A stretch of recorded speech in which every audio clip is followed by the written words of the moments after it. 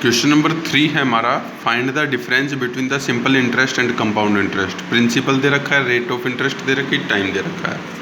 Principal दे रखा है, टाइम, रेट ऑफ इंटरेस्ट। हमें डिफरेंस निकालना है सिंपल इंटरेस्ट और कंपाउंड इंटरेस्ट का।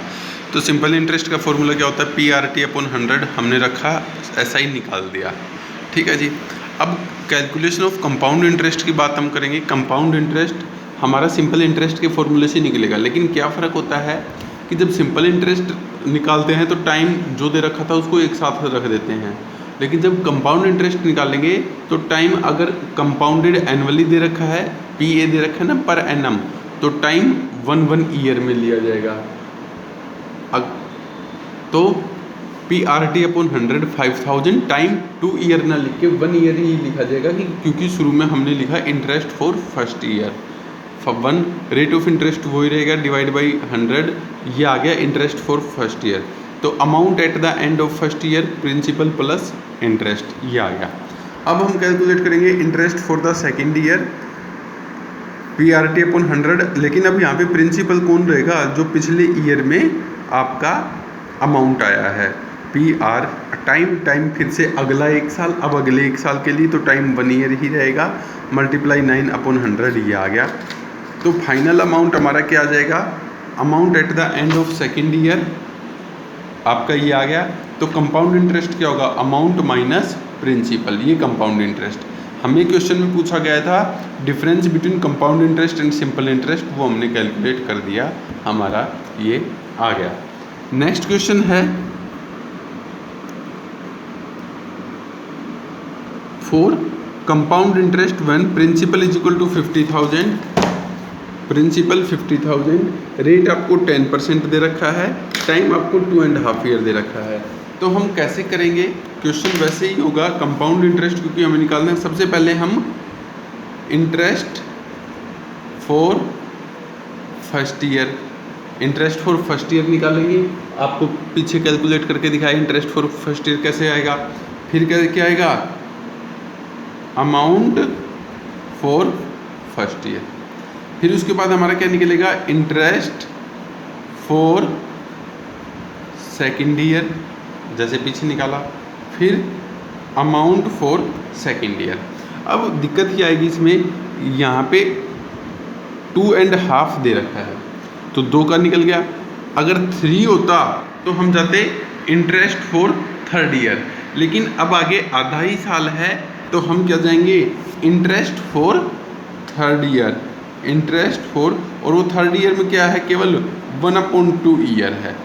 तो PR और T यहाँ पे हम 1/2 रखेंगे, P जो यहाँ से अमाउंट आएगा वो रहेगा, और R आपको दे रखा है। तो आप इसको खुद से करेंगे, यदि किसी को दिक्कत रहती है तो मुझे मैसेज कर देंगे, मैं सॉल्यूशन भेज दूंगा। नेक्स्ट है question number 5, Bakul borrowed ₹5,000 from A finance company at 8% per annum. ठीक है, इंटरेस्ट तो आपको पर एनम दे रखी है, लेकिन आपको कह रखा है compounded half yearly.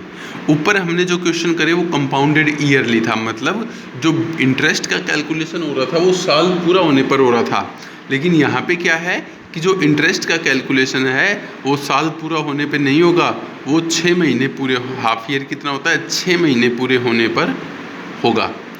What amount of money will discharge his डेब्ट आफ्टर 1 ईयर, कि 1 साल पर उसको कितना ब्याज, टोटल कितना उसको अमाउंट देना पड़ेगा। तो सब हम अमाउंट निकालेंगे।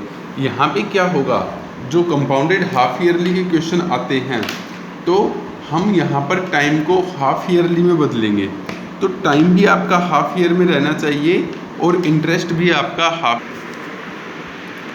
तो हमें रेट, अब देखो क्या है, रेट हमें एनुअल दे रखी है, टाइम हमें एनुअल दे रखा है, रेट हमें पर एनम एनुअल दे रखा है, टाइम हमें एनुअल ईयर में दे रखा है, लेकिन कंपाउंड क्या करना है, हाफ ईयरली। तो जब ऐसा क्वेश्चन आ जाए कि कंपाउंड तो हाफ ईयरली करना है लेकिन रेट और टाइम आपको ईयर में दे रखा है, तो पहला काम हम क्या करेंगे, इस रेट और टाइम को हाफ ईयर में ही कैलकुलेट करेंगे। कैसे करेंगे? हाफ ईयर में बदलने के लिए जो रेट है 1 ईयर, एक साल में 2 हाफ ईयर होते हैं, 6 और 6 महीने के। हाफ ईयर में कितने महीने होते हैं? 6 महीने होते हैं। तो ये जो 8% पर एनम था, क्योंकि कंपाउंडेड हाफ ईयरली है तो इसको हाफ ईयरली में बदलेंगे। तो रेट जो है आपका 2 से डिवाइड होगा, टाइम जो है आपका 2 से मल्टीप्लाई होगा। ये ध्यान रखें, हाफ ईयर का जो भी क्वेश्चन होगा तो रेट को हाफ ईयर में बदलने के लिए 2 से डिवाइड करेंगे, टाइम को हाफ ईयर में बदलने के लिए 2 से मल्टीप्लाई करेंगे। तो अब आपके पास जो हाफ ईयर की रेट है वो 4% हाफ ईयर है और टाइम आपका 2 half year.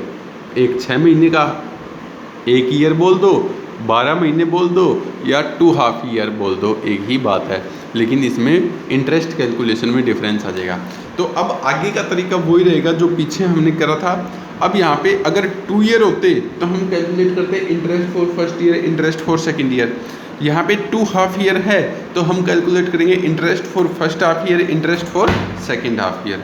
Interest for first half year formula वही PRT/100। P कितना? 5000। R कितना हो गया? अब हमारा 8 ना होके 4 है। स्टार्टिंग में मैंने एक ध्यान नहीं दिया, थोड़ा कटिंग हो गई थी। 4 × 1/100। 1 का मतलब फर्स्ट हाफ ईयर। ये कैलकुलेशन करोगे 200 आएगा। अमाउंट कितना आ गया? 5200। अब interest for second half year 5200 × 1 × 4/100, ये 208 है। तो अमाउंट आपका ये आ गया। तो ये आपका आंसर 5408। तो ये क्वेश्चंस आप लोगों को करने हैं।